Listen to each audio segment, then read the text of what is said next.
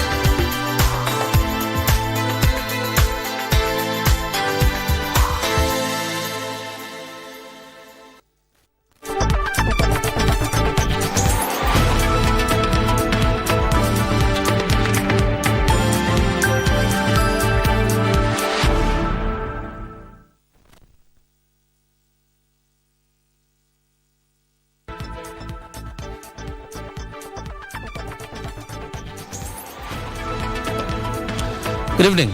If you're watching me or you're seeing me tonight, it means you're lucky.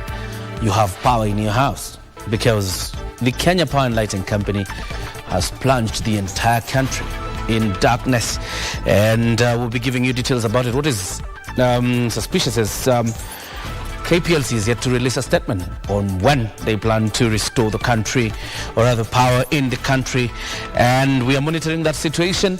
And once, of course, we have a statement from Kenya Power, we'll be telling you what is happening. But of course, if you're watching us, that means then you have power, and you are lucky enough to have it. Time for Sunday Express. Here are tonight's highlights.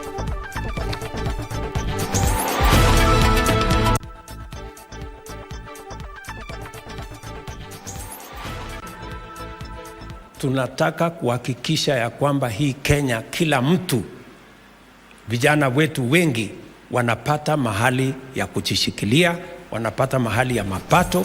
Tackling unemployment. President William Ruto defends policies to source jobs abroad for the youth. Unmasking refugees' plight. Report shows human rights violations high in 2 refugee camps as International Human Rights Day is marked. Race against time. Rice farmers in West Kano risk losses of over 50 million shillings as rains continue to pound.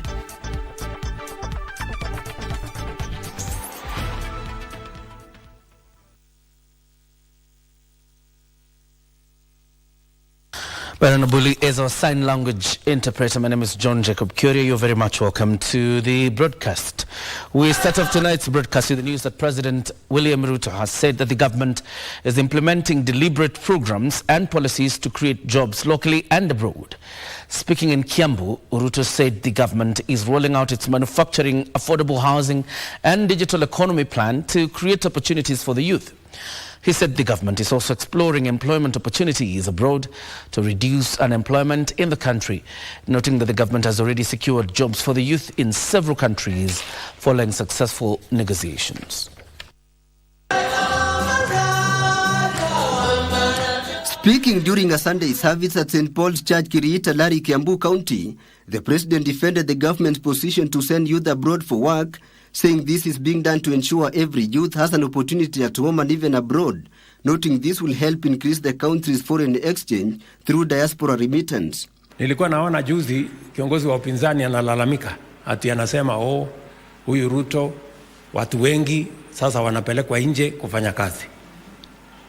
Kwani alikuwa anataka wabaki hapa Kenya wakingojea nini? Si tulikubaliana kazi ni kazi? Na bado sasa amelalamika mapema.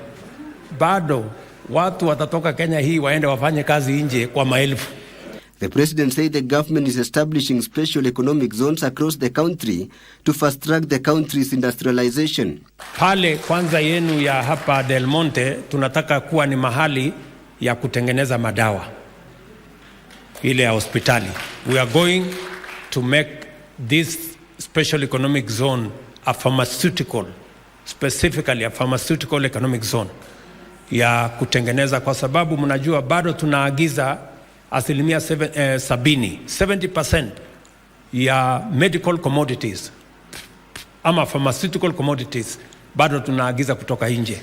He noted that the ongoing affordable housing projects continue to create employment opportunities in the construction sector. The president was flanked by Kiambu County Governor Kimani Wamatangi, MPs Kimani Ichung'wa of Kikuyu, Gabriel Kagombe of Gatundu South, among others. On his part, Kiambu Governor Kimani Wamatangi lauded the government's development track record in Lari constituency, citing construction of 4 markets to boost trade. Nimeambia hawa MCAs wetu tunyamaze. You are doing a lot of work. We have markets that are ongoing, Your Excellency. Tuko na affordable housing. Una create kazi na tumekuunga mkono, Your Excellency. By now, vile nilikuahidi, as of now, tuko na 4 ready sites za hiyo affordable housing. Tutafikisha mpaka 10. Ichung'wa expressed confidence in the leadership of President Ruto in the management of the country's economy and the cost of living. Mahali tumefika kuvumilia kwetu hata mambo yakiwa mazito na uchumi ukiwa mzito kwetu, Mungu ametujalia. Na very soon, Your Excellency, najua this economy will be taking off. Tilio Marco for Sunday Express.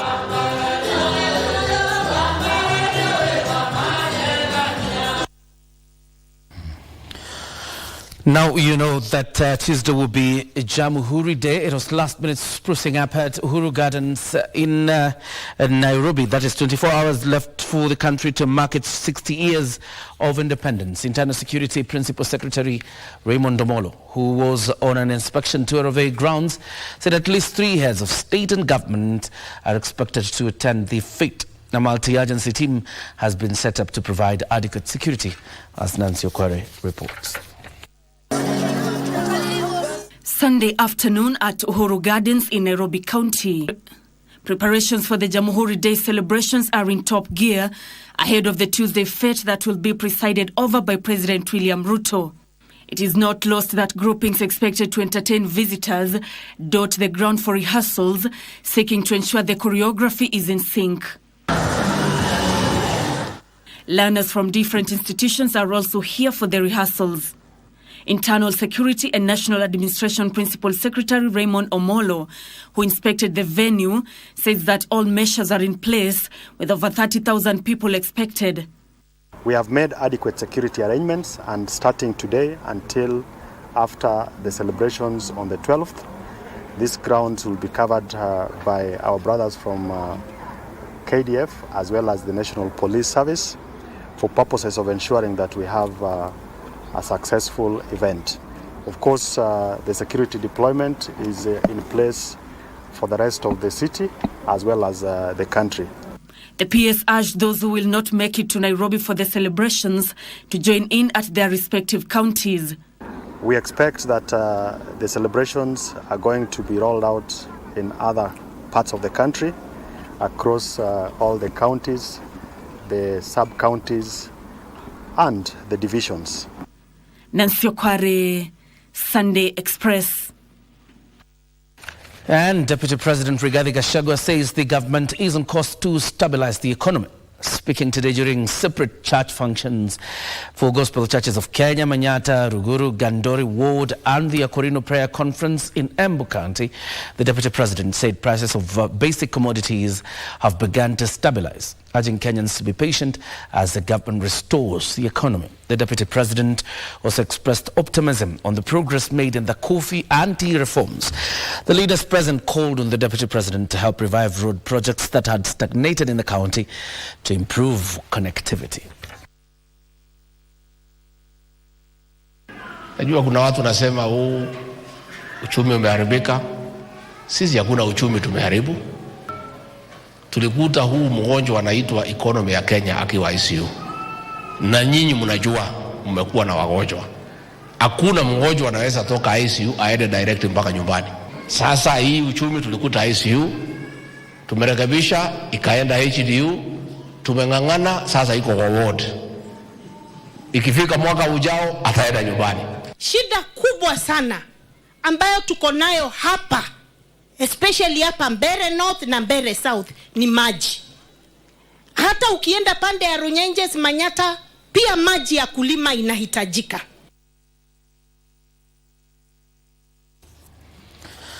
Kenya joined the rest of the world in marking the International Human Rights Day, with stakeholders shedding light on human rights violations that the refugees face in Kakuma camp.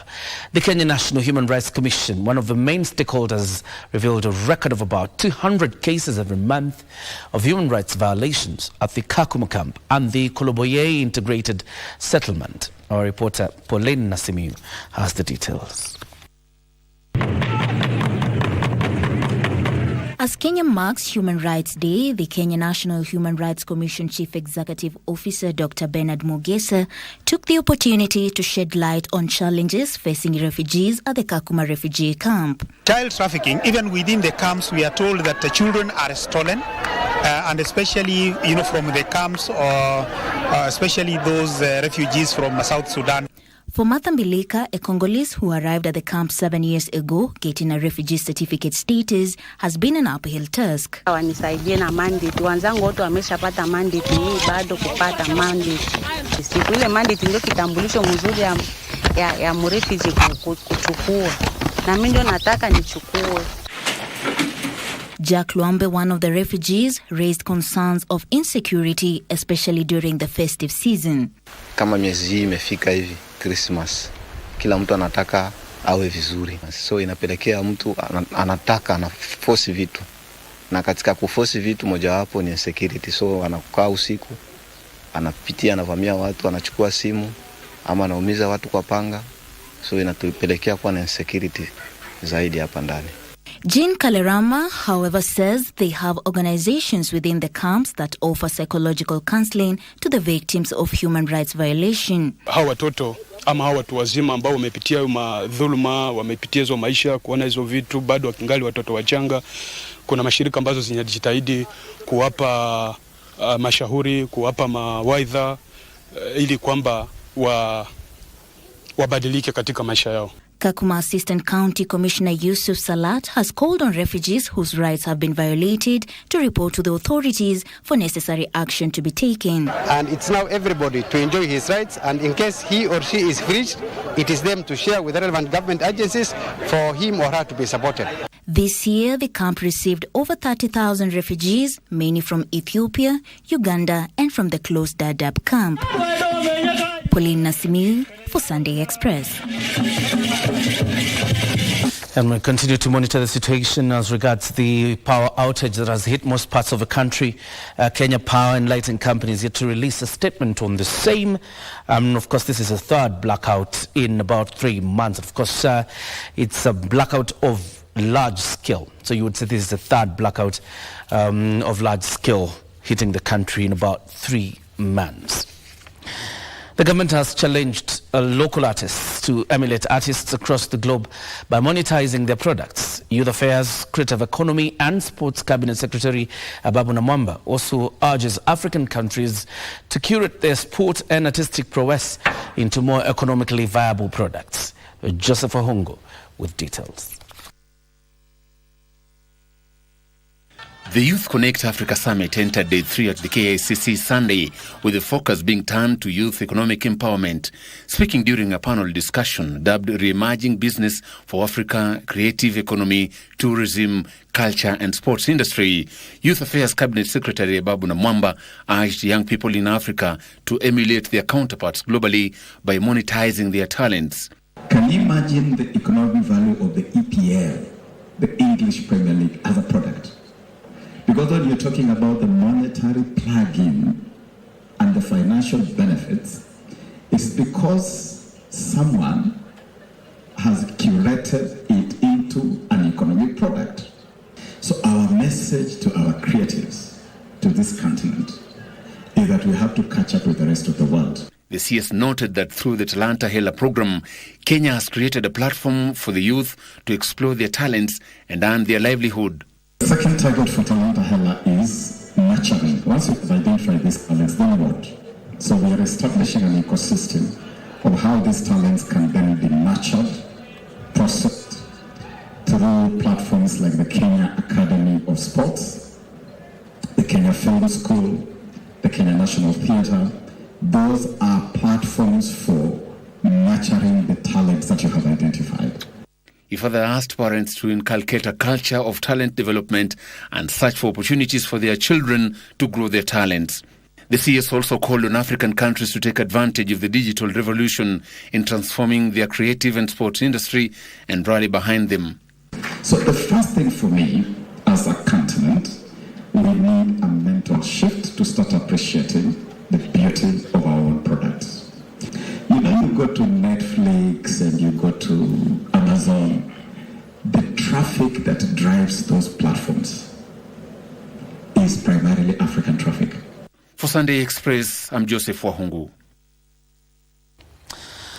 Let's focus on the ongoing floods, and rice farmers in the West's Kano irrigation scheme are staring at possible losses running into tens of millions of shillings as the raging floods continue to wreak havoc. The over 2,500 acre scheme has almost half its rice fields marooned in the floods, putting at risk rice worth over 50 million shillings. The farmers want the government to hasten the process of acquiring an outlet pump to help salvage the crop. Achola Simon has the details. Tens of hundreds of farmers at West Kano Irrigation Scheme in Kisumu County are staring at losses running into tens of millions of shillings as the raging floods continue to wreak havoc across the scheme. As we are talking, the El Nino rain is still there with us, and it is looming. We don't know that we will be able to crop the scheme. So I'm talking of the lower dikes, which needs to be rehabilitated, and the procurement of the outlet pump must be enhanced. The over 2,500 acre scheme has almost half of its rice fields submerged by the raging floods. Now, as I'm talking, the combine harvests are grounded because of the floods. The tractors have been rendered to be useless because of the floods. The field which were being harvested, I am saying that if you are targeting around 30 bags, you only get 10 bags. The farmers are also challenging the government through the Kenya Wildlife Service to address the perennial hippo menace in the scheme. The farmers claimed the marauding beasts have so far destroyed over 30 acres of rice fields and fear the destruction may continue as floods continue to destroy their habitats. You cannot serve the interest of the animal at the expense of the interests of farmers. I'm calling the wildlife community to intervene, and this intervention should have been done yesterday. In the meantime, the farmers have also welcomed the appointment of a substantive CEO at the National Irrigation Authority. I want to say that West Kano Irrigation Scheme is behind Munyasia, and will support him to enhance rice production and to enhance food security. The farmers have also distanced themselves with the ongoing court case that has challenged the appointment of Charles Mwasia as the new National Irrigation Authority CEO. Now, concerning a farmer who has been alleged to have come from our scheme, I can say that we have checked our nominal register. We have checked all the nominal where we have all our farmers shortlisted. We don't have a farmers of that kind. Achola Simon, Sunday Express, Kisumu County. Time for us to take a breather on Sunday Express, but just a reminder, we continue with our focus on Kenya at 6:2. Remember, on Tuesday, the 12th of December, is when Kenya will be marking her 60th Independence Day, Jamhuri Day. The event will be presided over by President William Ruto. We have at least 3 heads of state who will be coming to the event, and KBC continues with a special series focusing on what you need to know about Kenya and her history 60 years on. We are taking a breather. We'll be back in a minute.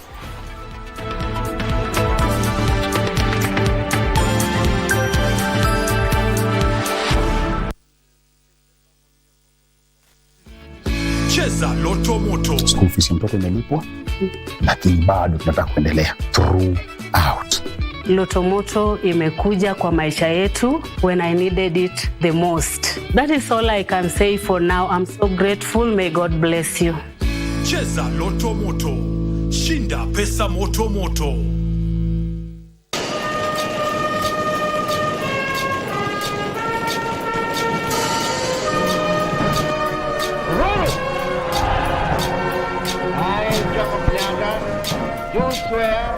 Over the years, we have been putting you on the front seat to witnessing our country's history, covering Kenya's most defining moments.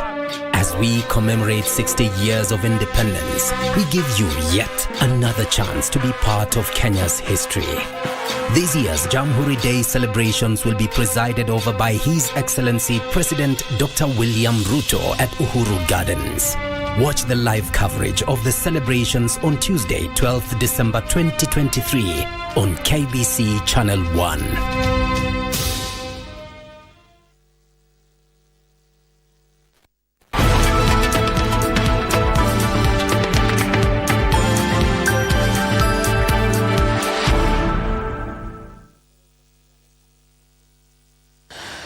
Welcome back. You're watching the Sunday Express. Westlands Constituency Member of Parliament Tim Wanyonyi and his Kiharu counterpart Ndindi Nyoro have been ranked as the most impactful members of Parliament at 80.2%. According to the latest survey by Politrack Africa, some of the projects that have given the two legislators an edge above others include issuance of bursaries in a transparent manner in Westlands and reduction of school fees for all the scholars in Kiharu constituency. Politrack Africa, a Twitter account that assesses the impact of various projects across Kenya, has released a survey report showing the 35 most impactful members of parliament. According to the report, Westlands Constituency Member of Parliament Tim Wanyonyi and Kiharu Member of Parliament Ndindi Nyoro have been ranked as the most impactful members of parliament with 80.2%. Rehabilitation of roads such as Muiri in Mountain View, Crescent Road in Parklands, Githiongoro Road, among others. Infrastructural development of learning institutions in the constituency mentioned in relation to Honorable Ndindi Nyoro in Kiharu constituency include the Kiharu Masomo Bora program and also the construction and rehabilitation of roads. The survey was based on the best projects that were done by the members of parliament. Kimilili and Embakasi members of parliament, Didmas Berasa and Babu Owino, were ranked as number 2 with 79.6%. Elimination of grass thatched house program, establishment of Kimilili ICT Center and library, which happens to be the only library in Bungoma County, include the construction of an assistant chief's office in Utawala, and also the construction and refurbishment of roads, construction of roads from Tasia Central to SDA Junction to Riverbank. Gilgil, Juja, Manyata and Makueni members of parliament have been ranked as the top 35 with 63.1%. The survey was conducted between 20th November to 1st December across 47 counties involving a sample size of 4,794 aged above 18 years. In this particular study, were 47%, 53% were male, and the rural setting was 52%, and 48% from the urban setting. Kasichana Masha, Sunday Express. And of course, if you want to see what makes Ndindi Nyoro tick, you can just visit the KBC YouTube page. You will see an exclusive interview we did with the Honorable Ndindi Nyoro and some of the projects implemented in Kiharu constituency and what makes him tick as Member of Parliament to continuously rank us the best in terms of utilization of CDF. Now, 1.5 hours later, we have a statement from the Kenya Power and Lighting Company and says, I'll read it for you, we have lost electricity supply to various parts of the country due to a suspected fault affecting the power system. We are working to restore normalcy within the shortest time possible. An update on the restoration progress will be issued in due course. We apologize to our customers for the inconvenience caused. So Kenya Power is on top of things, as they say, and the hope is that they will restore the country back into light in the coming minutes or hours. Anti-female genital mutilation campaign in Isiolo has gone a notch higher, with men now joining the fray. This at a time when approximately 80% of girls in the county are said to have undergone the cut. Our reporter Kasichana Masha visited Isiolo County and filed the following report on how different stakeholders are helping address the outlawed practice.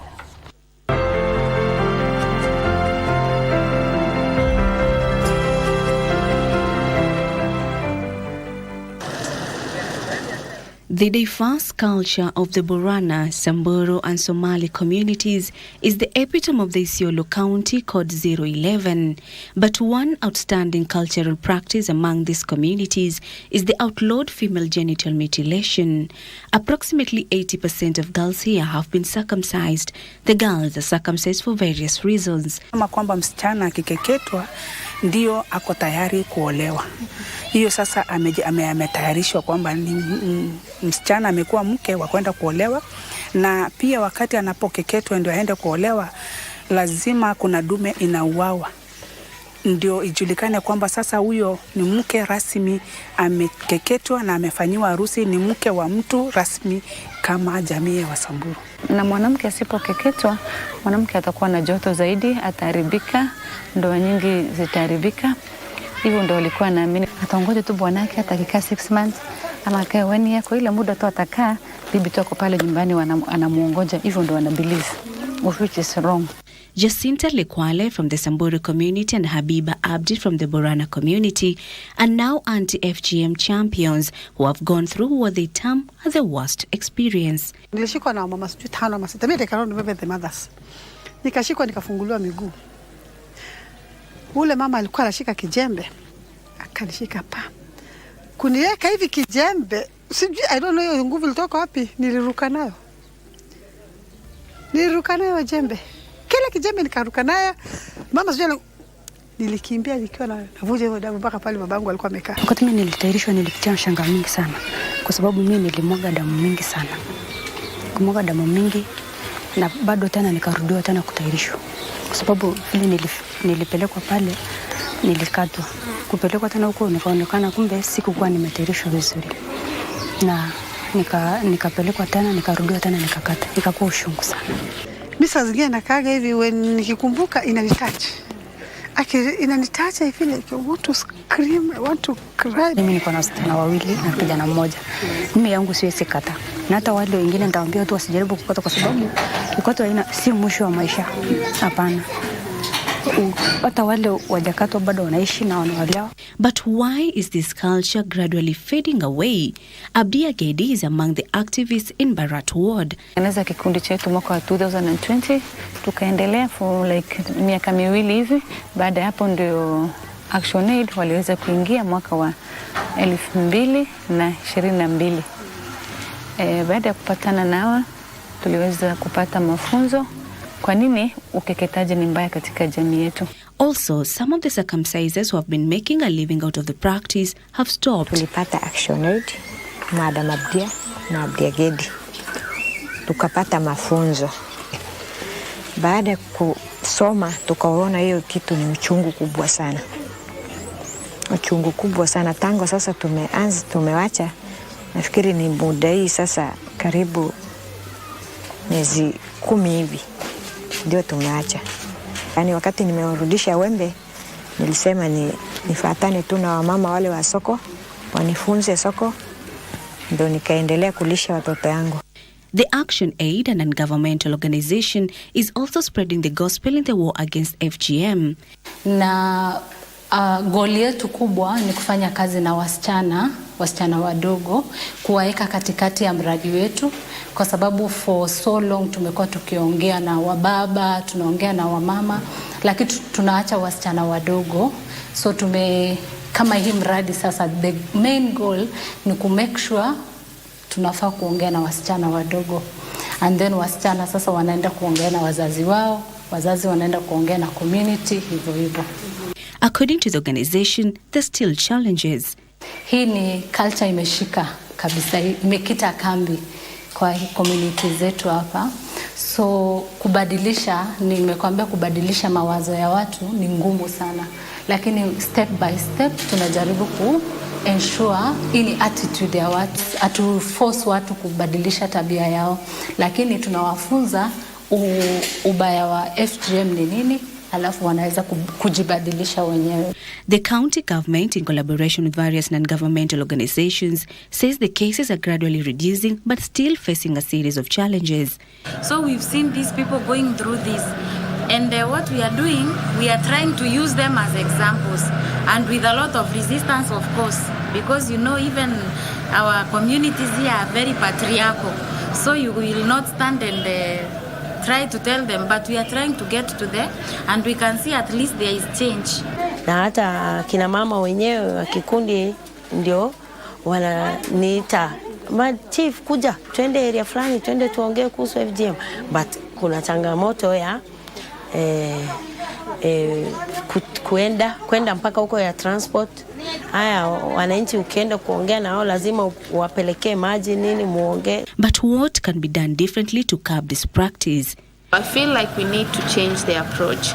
We need to work with these people. We can't just sit in conferences, in halls and say we are declaring, we are signing papers. No. A lot of resources has gone into FGM, and I think it's time to finally just put a stop to it. During the December holidays, the practice is rampant. Female genital mutilation is still a burden among the communities in Isiolo County, but what other measures can be put in place to mitigate the practice? Reporting for KBC Channel 1 from Isiolo County, my name is Kasichana Masha.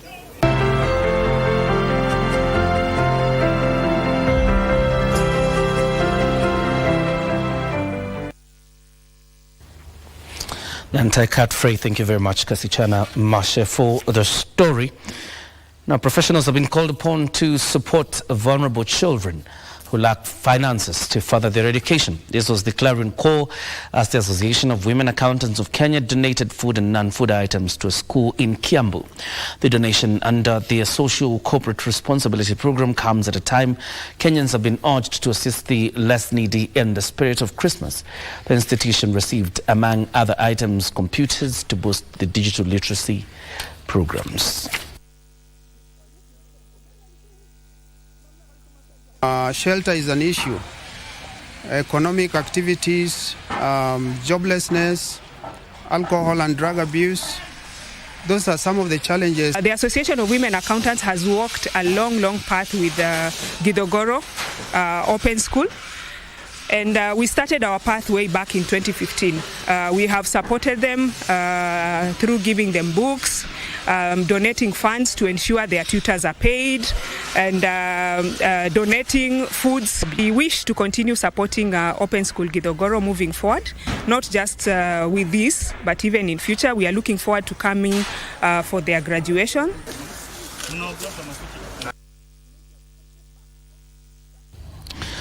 Narok County Governor Patrick Olen Tutu has ordered the repair of roads in Narok North, which is one of the county's food baskets.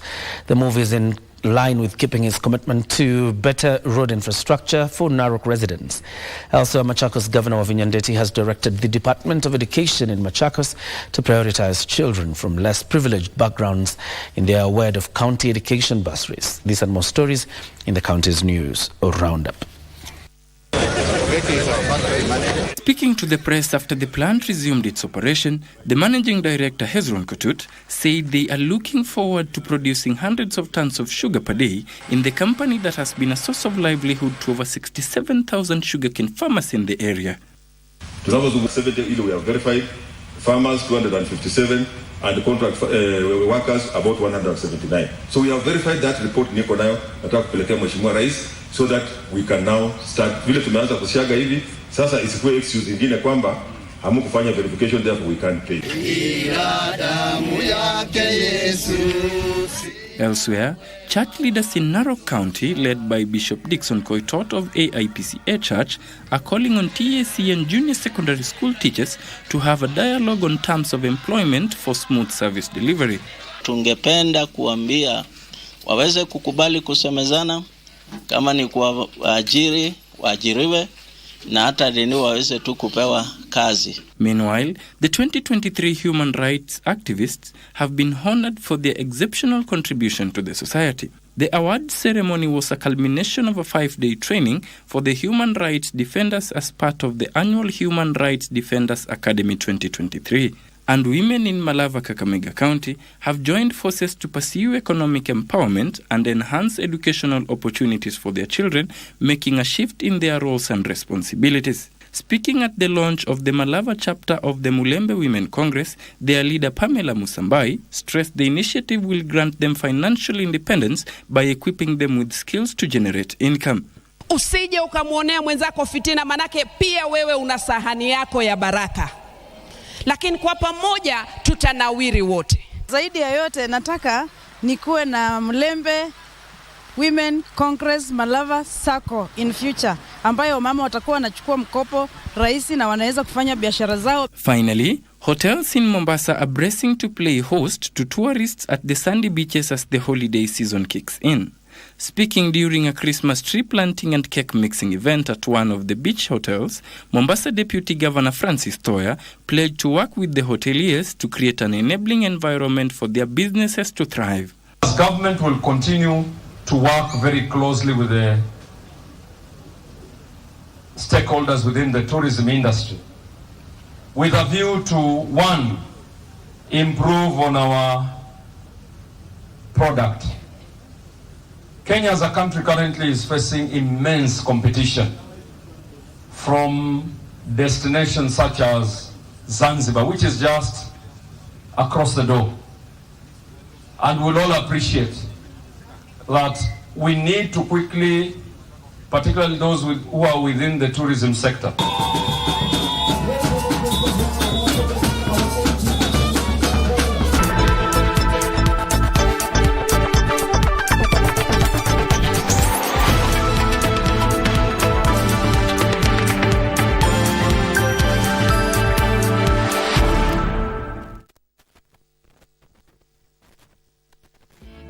Cheza Loto Moto. School fees mtoto imelipwa, lakini bado tunataka kuendelea throughout. Loto Moto imekuja kwa maisha yetu when I needed it the most. That is all I can say for now. I'm so grateful. May God bless you. Cheza Loto Moto. Shinda pesa moto moto.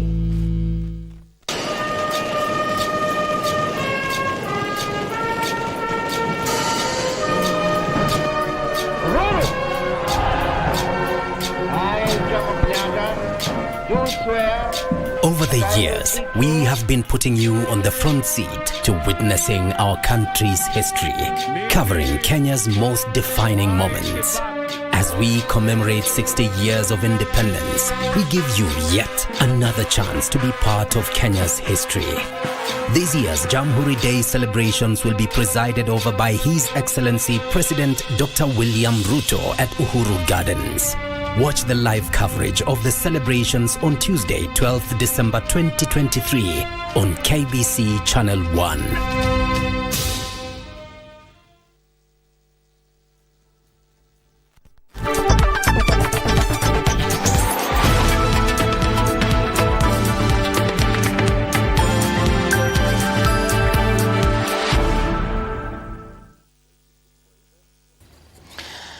Kenya turned 60 on Tuesday, and ahead of that, the development and the direction of Kenyan pop culture has been a subject of debate over the last 6 decades. Part of this debate has been whether Kenya has a distinct musical identity. While some believe that the country indeed has a national tune, others argue that foreign music genres have eroded the local scene and denied Kenya the chance to develop its own. Edward Kabasa ventured out to speak to some of the key players in the music industry to find out how the last 60 years can be used to shape the future of the industry.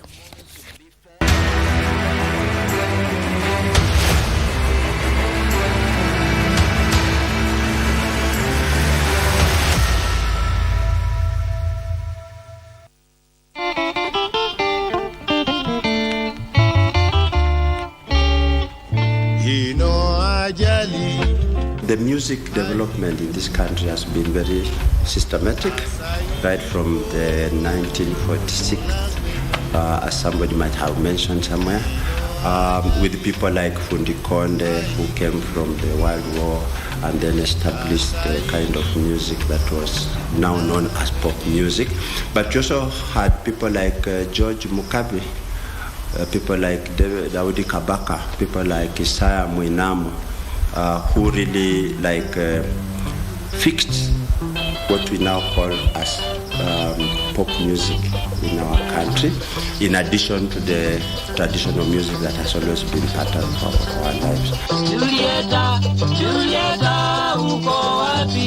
So our Swahili rumba is quite old. The only problem that the youth or the following generations did not take it to the next level, the way the Congolese took theirs. And that's why Congolese rumba or rumba Congolese became the dominant sound in terms of rumba. Benga sometimes has got itself to blame. You know, it has refused to move with time. Like what has occurred elsewhere. In Nigeria, just quickly, we have Juju music translated into Afrobeat, and Afrobeat now you've got the Burna Boys doing whatever they're doing. But Benga is just there. When you listen to a band today, in a nice club in Kisumu, it's like you've gone back to 1972. There is need for reconnection in the sense that our current generation should be taught the source of our identity in terms of music. Our traditional folk songs play that role very well. I'm personally running a project called Reconnection, where I'm helping young composers to draw musical ideas from the folk songs, from the traditional music, and then repackage that for the current generation.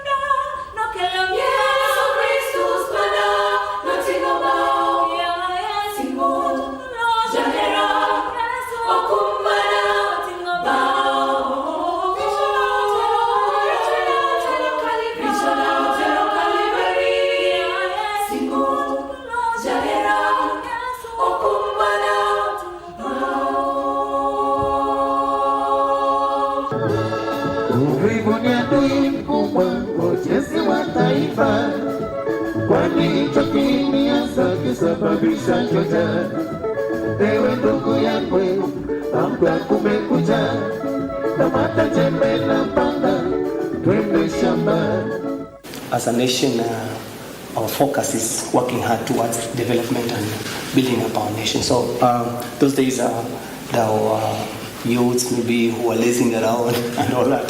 So it was basically a reminder for everybody working in any area, be it a student, be it a farmer, be it a what, to do something, to wake up and really, really work hard.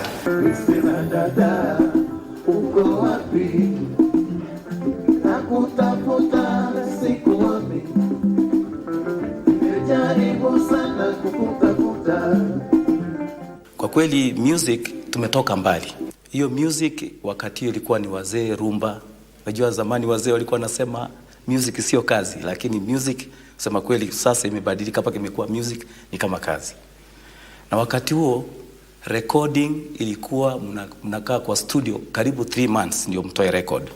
Mara nyingi tunaenda KBC, tuna record live, ndio zinatokea kwa kule kwa wananchi wana watch za kina uvivu wakati huo. Second generation ikafika sasa wakati wa first generation ilikuwa ni hiyo santuri. Hiyo wakati hiyo music ilikuwa santuri na ile gramophone. Sasa second generation ikafika ile tape. Wakati huo ndio ilikuwa recording unatoka tape. Na third generation sasa ni CD na USB. Sasa kidogo technology imebadilisha, music imebadilika. Sasa ukilinganisha na ile muziki ya zamani na ya kisasa, hiyo unapata technology inafanya inakuwa rich. Na zamani ilikuwa unapata iko shallow.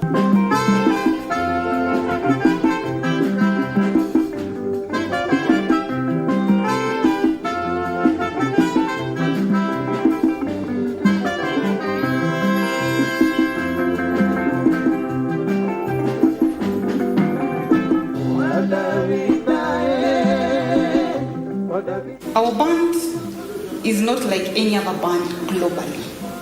We've been existing for so long, and some of the factors that enable us to be in existence for this period is that we have a very strong support system. When I say a strong support system, I refer to the managerial team, all the way from the commanding officer up to the CBF. Tumeweza kuwapa motisha hata wanamuziki wengine pia ambao wameweza kujiunga katika vikundi na kuachilia muziki. Wengine wamejaribu kusimama peke yao kutunga nyimbo na zinafanya vizuri, na pia tumeweza kuwapa motisha pia wenzetu wa nchi jirani, wanajeshi kukuja na bandi zao, na tunaona pia wakituiga vile sisi watu tunafanya.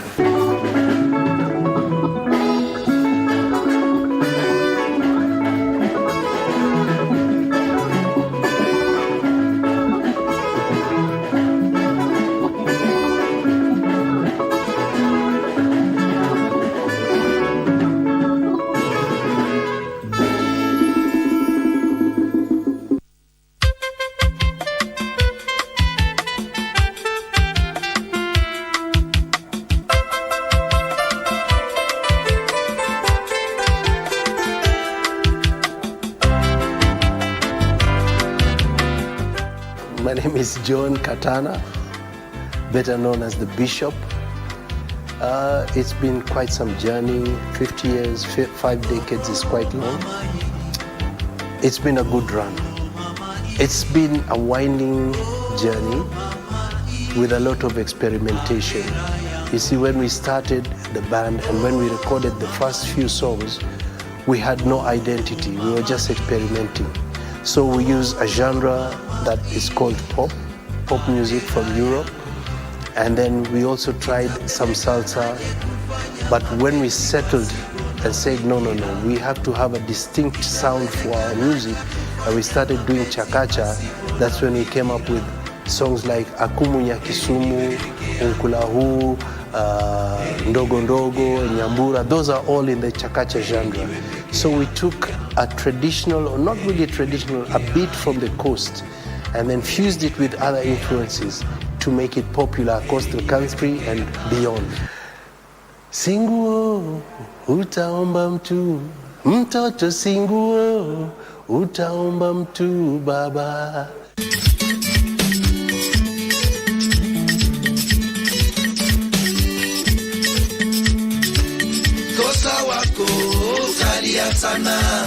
So I don't play that music in order to make young folks play old music, of course not. But it's to remind them there has to be that connection. Generations have to connect. For a country to be successful tomorrow, you really have to also look at what has occurred in the past. And indeed, that is what has made other societies very successful, by not forgetting their history. That's a decay in wine. Yeah, that is the first Kikuyu banger ever. And it was being backed by yours. Somebody taking and the rest were playing the guitars.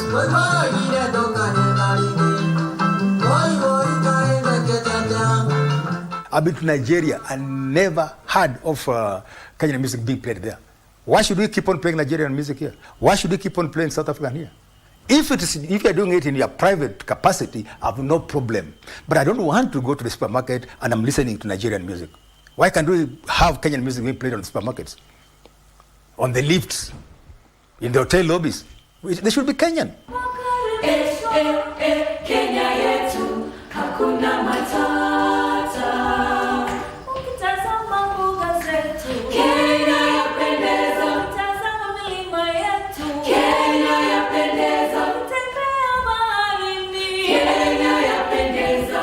Hakuna matata. Ukitazama mbuga zetu, Kenya yapendeza. Ukitazama milima yetu, Kenya yapendeza. Ukitembea baharini, Kenya yapendeza. Hakuna matata.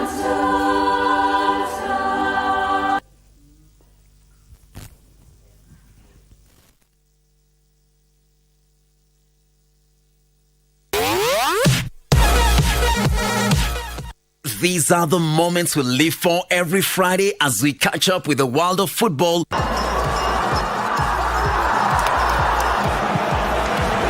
Manchester City go in front.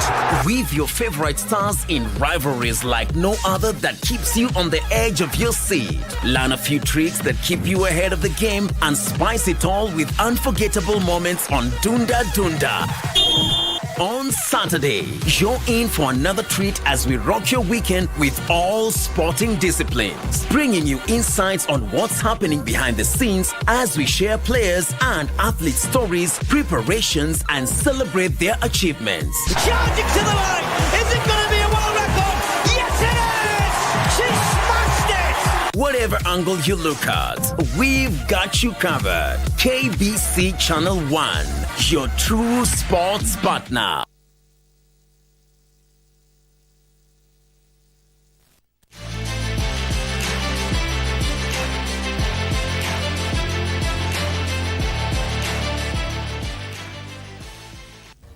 Welcome back to KBC Prime Edition. My name is Karen Kibet. Let's now take a look at what's making headlines in the world of sports. Sorry, it is Sunday Express.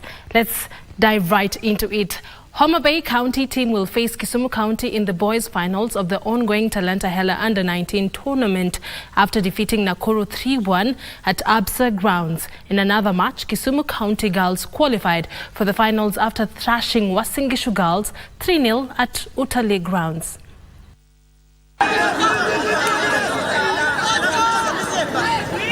Homa Bay County boys advanced to the finals of the Talanta Hela after defeating Nakuru County boys 3-1 at Absa grounds. Paul DeVos scored the opener for Homa Bay in the 20th minute.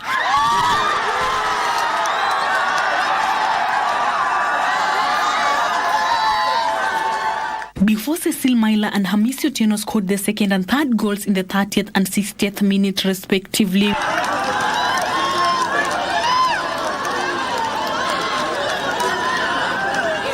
Regan Nyakola responded for Nakuru 20 minutes later.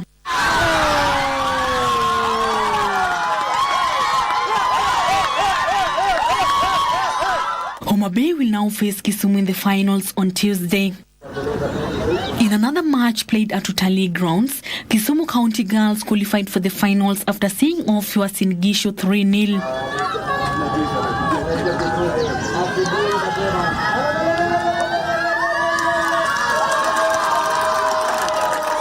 Kisumu girls will face Busia, who thrashed Homa Bay girls 5-0 at Nyayo National Stadium.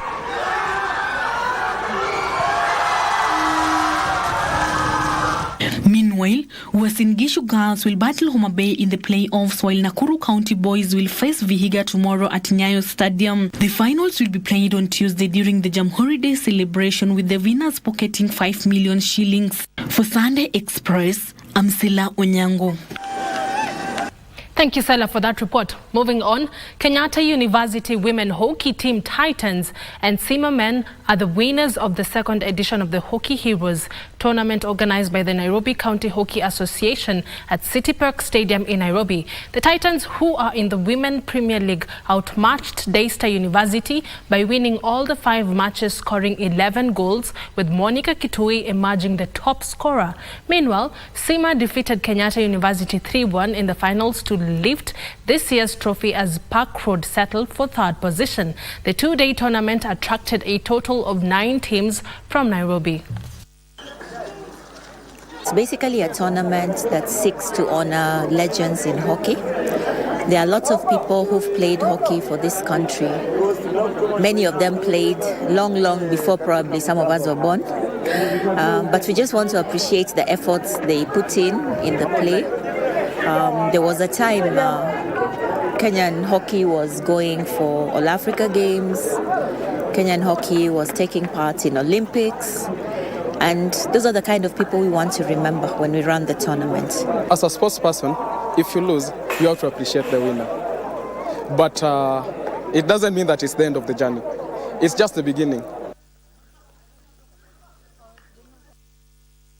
Defending champion Mehul Gohil of Nairobi Chess Club has successfully retained his Bungoma Open Chess title after winning all his matches at the two-day event which ended this evening in Bungoma. Gohil, who won last year's title, defeated Joseph Methu, who finished in the silver medal position, and James Panchol, who wrapped up the podium finish. Medelta Gienda of Equity Chess Club snatched the ladies' title from last year's winner Elizabeth Cassidy, who finished fourth with 3 points. Glenda won the ladies' event with 4 points, beating Gloria Jumba, who was second, and Brenda Changawa, who settled for the bronze medal position. Paul Kisiandai and Abigail Waswa were the best male and female players from Bungoma, while KCB Chess Club won the Best Corporate Team Award.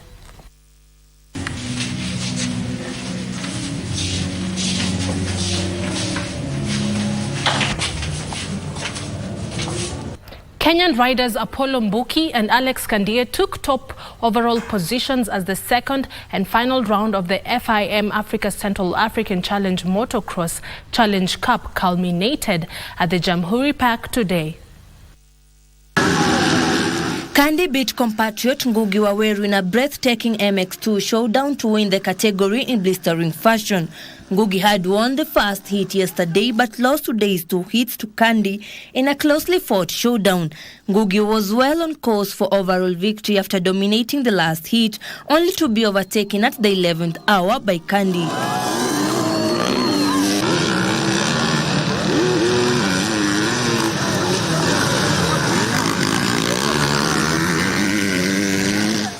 Apollo Mbuki of Kenya defeated Fortune Sentamu of Uganda in another hotly contested MX1 class race. Competition is good. Obviously, we're coming out of round 1, which was held in Easter in Uganda, where the Ugandans beat Kenya. And we're hoping to sort of gain some points back on this event to see if we can close that gap, if not necessarily win. It's really good, apart from the mud condition in the morning, which was a bit hectic for the big bikes, but so far so good. Meanwhile, Chuka University Scorpions from Tharaka-Nithi and Siomunyu Starlets from Kitui are the new champions of the Safaricom Eastern Region Finals at Kinoru Stadium. The Scorpions stand the Predators from Embu County for 2 penalty shootouts to win the Eastern Region title in a hotly contested match that attracted hundreds of fans. We have been involved in helping uplifting this community, not only through our foundation. Everybody knows Safaricom Foundation and Pesa Foundation, but also in the things that we're doing in the community every day, such as this.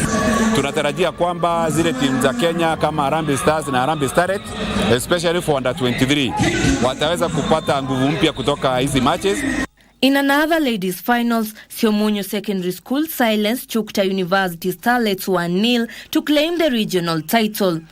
For Sunday Express, I am Faith Akinyi. Thank you, Faith Akinyi, for that report. Don't forget that also today we had 4 fixtures in the EPL League. Man City beat Luton Town 2-1. Fulham thrashed West Ham 5-0. Everton beat Chelsea, Kioria's team, 2-0. I'm sure he'll have something to say about that later on. And Tottenham beat Newcastle 4-1. Those were the 4 cards on the 4 fixtures on the EPL League today. That's all we had for you right here at the KBC Sports Desk. My name is Karen Kibet. I'll see you another time. For now, I'll hand you back to my colleague, John Jacob Kioria, who I know has something to say about that Chelsea match. Kioria.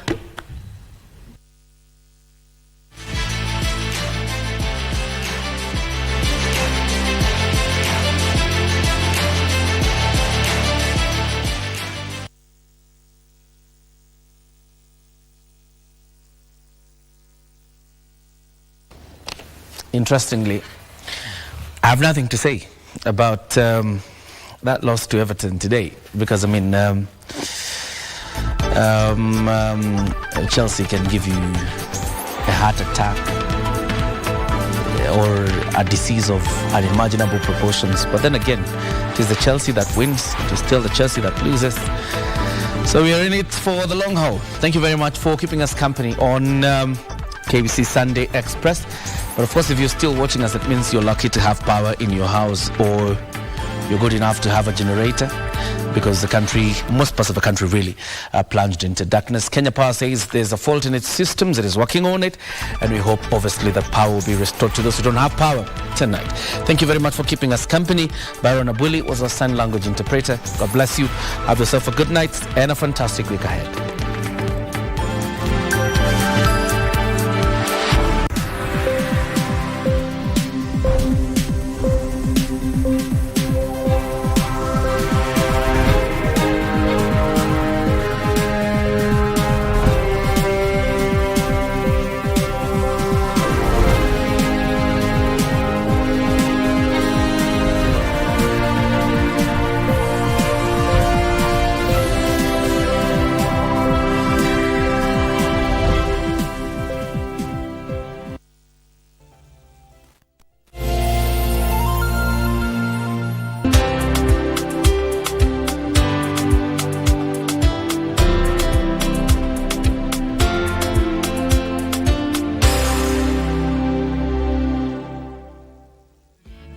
Cheza Loto Moto. School fees mtoto imelipwa, lakini bado tunataka kuendelea throughout.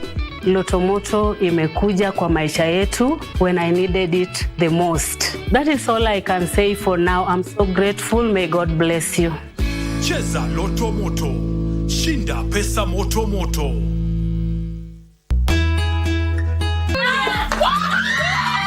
Samahani, boli ni tumeende tulikuwa tumesaliana hapa. Ni nini mbaya na hawa watu? Na huyu wendwa ndizi vitu yote ametoa wapi? Sasa sikiza. Ujumbe unasema hivi. Ende futwa. Nani ametuandika kazi? Mama Kayai nafuta we kazi. And you are one of the most loyal employees of Mama Kayai. Twende. Mama Kayai yako kwa ofisi mpeleke. Ngoja, Chema Sunde. Hujawahi niona nikiwa smart basi. Hii ni kidogo. Ngojea sherehe kesho. Na tena tunaimba ile wimbo. Tusangirie Kenya, Kenya nae patako. Sawa, ngoja. Fanya hivi. Beberu hakutaka kutia sukuko mbele. Hakutaka kufanya chochote. Na kwa hivyo watu wakawa hawana nafasi. Ijapokuwa watu wakisema kufundisha watoto watapata kazi wapi? Our villages and towns are powered by electricity. How has Kenya fared in the realization of her independence clarion call of eliminating ignorance, poverty and diseases? Kenya at 60. A special KBC coverage beginning Monday, the 4th of December to Jamhuri Day.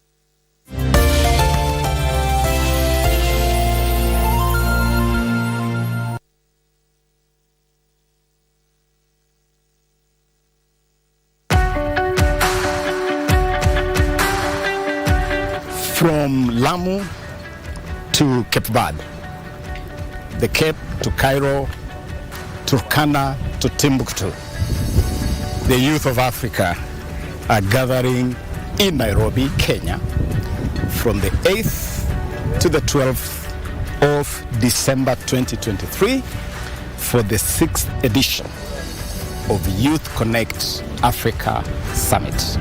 Youth Connect is the most consequential platform for realizing the African Youth Charter. The first 5 editions, hosted respectively in Kigali, Rwanda, and Accra, Ghana, have served to consolidate Youth Connect as a formidable platform for the youth of Africa.